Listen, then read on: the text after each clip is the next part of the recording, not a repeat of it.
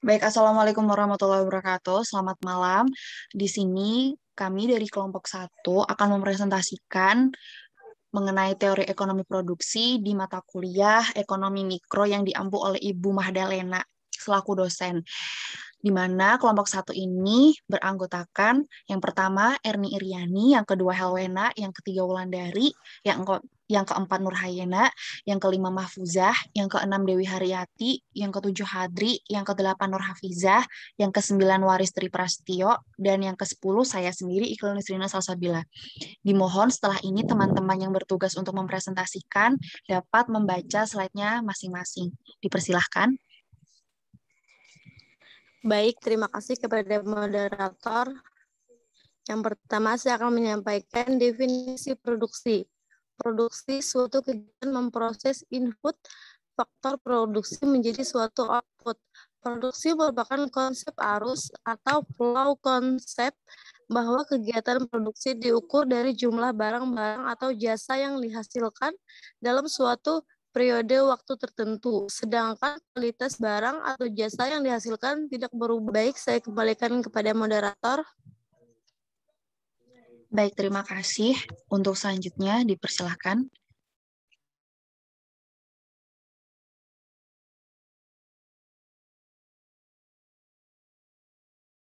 Dari Wulandari, teori produksi. Definisi dari produksi, proses mengubah input menjadi output. Input, di dalam input ada input tetap dan input variabel. Setelah input ada proses. Di dalam proses ada jangka pendek ada fungsi produksi ada fungsi produksi Q sama dengan F dalam kurung K dan L. Dalam jangka panjang, fungsi produksinya Q sama dengan F dalam kurung K dan L. Dalam proses output, ada barang dan jasa. Next.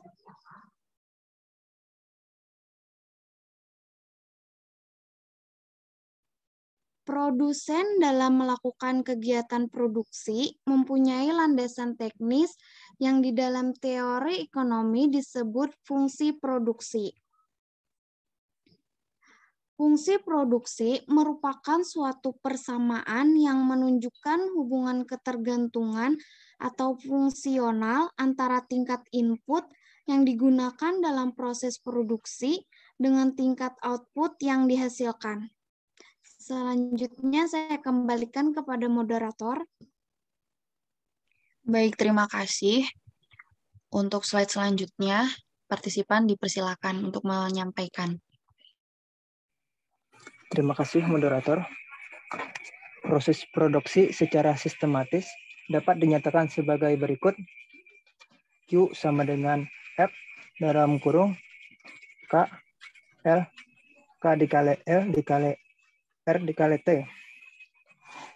Q sama dengan jumlah output atau hasil produksi. K sama dengan modal atau kapital. L sama dengan tenaga kerja atau labor. R sama dengan kekayaan alam atau raw material. T sama dengan teknologi. Perlu diketahui bahwa teknologi tidak dianggap sebagai faktor produksi. Produksi jangka pendek. Fungsi produksi menunjukkan hubungan antara output yang dihasilkan dengan berbagai macam input yang digunakan untuk menghasilkan output tersebut. Secara spesifik, tujuan dari produksi adalah memaksimalkan output yang diproduksi dengan menggunakan kombinasi input tertentu atau meminimumkan penggunaan input untuk memproduksi output tertentu. Produksi jangka pendek.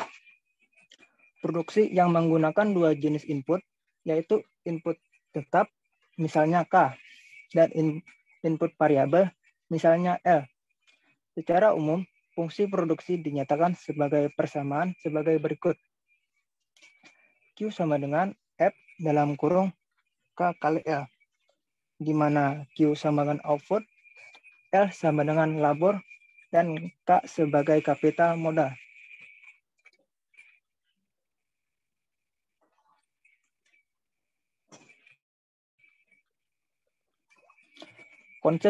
Konsep produksi. Total produk atau TP, yaitu total jumlah barang yang diproduksi sebagai akibat dari penggunaan berbagai macam input tertentu di dalam sistem produksi. Marginal produk atau MP, yaitu perubahan output sebagai akibat perubahan input tertentu, di mana lain dianggap konstan.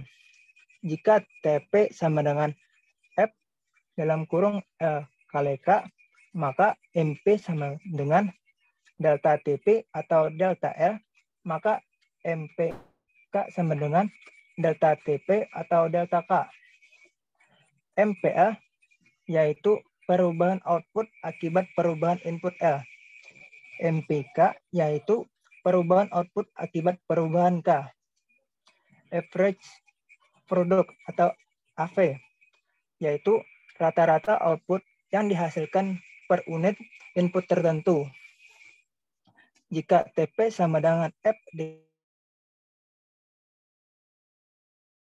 AV L kecil sama dengan TP per L atau AVK sama dengan TP per K.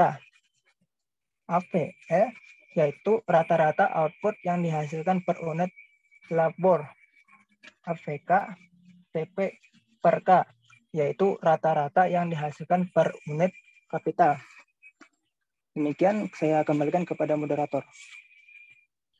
Baik, terima kasih partisipan. Selanjutnya, dipersilakan untuk mempresentasikan.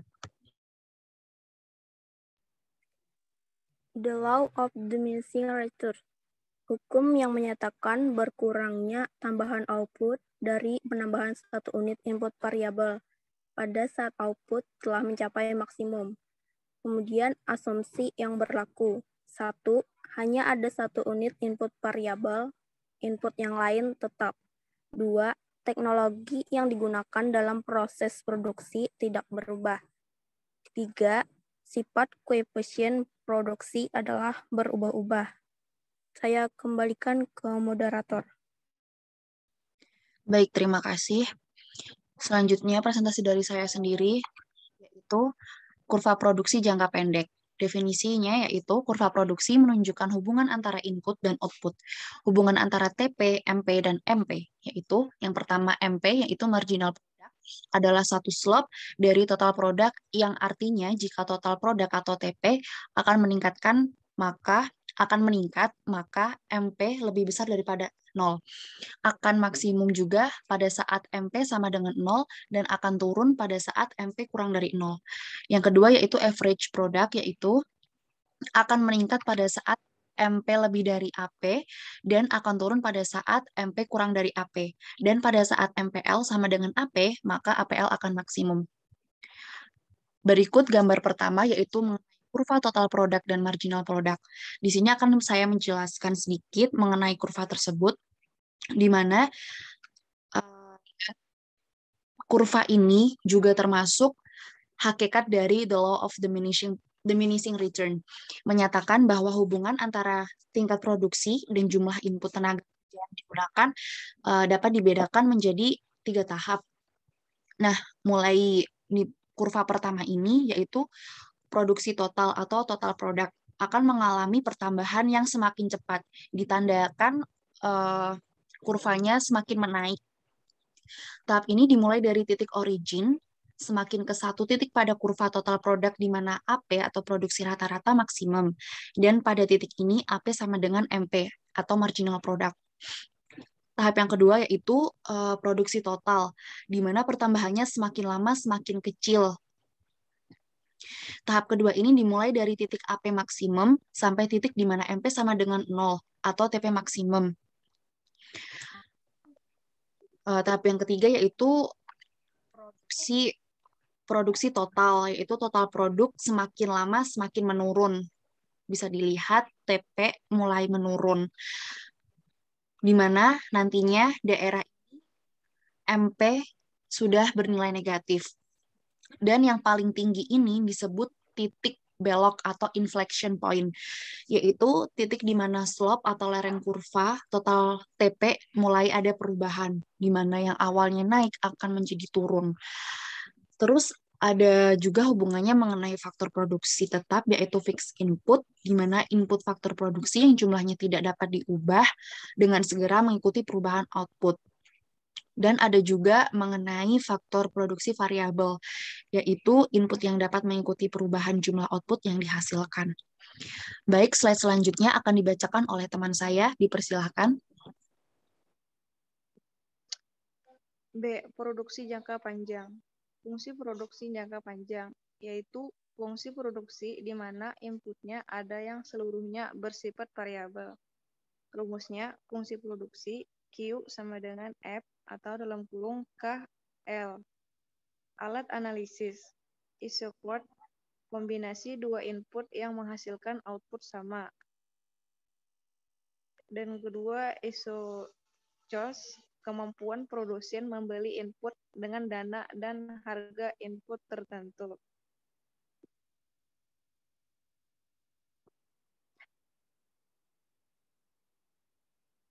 Selanjutnya, saya kembalikan kepada moderator.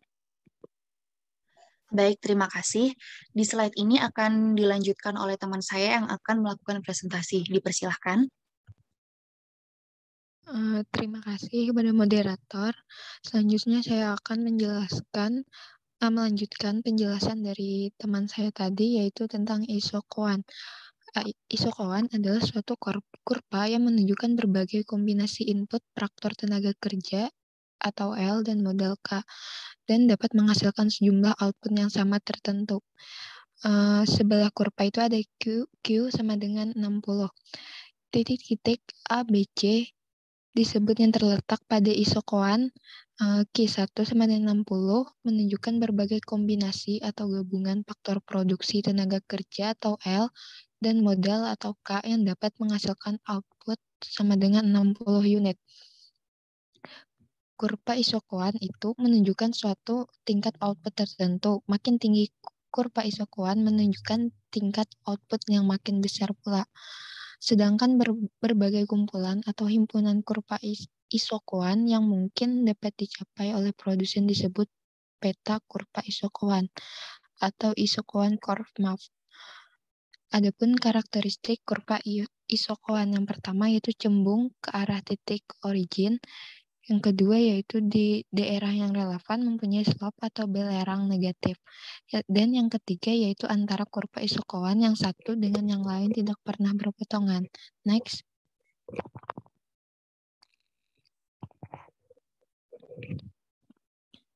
Adapun kurva isoquant curve. Isoquant kurva adalah kurva yang menunjukkan berbagai kombinasi dari dua input yang digunakan untuk menghasilkan jumlah output yang sama. Next.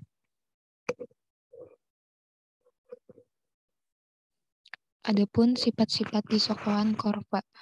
Yang pertama yaitu semakin menjauh titik nol menunjukkan tingkat output yang dihasilkan semakin besar. Keterangan IQ1 kurang dari IQ2. Yang kedua yaitu tidak boleh saling berpotongan karena melarang transitivitas. Keterangan QA sama dengan QB dan QB sama dengan QC, tetapi QA ketidaksamaan QC. Selanjutnya saya kembalikan kepada moderator. Baik, terima kasih. Slide selanjutnya akan dipresentasikan oleh teman saya. Dipersilahkan. Terima kasih moderator.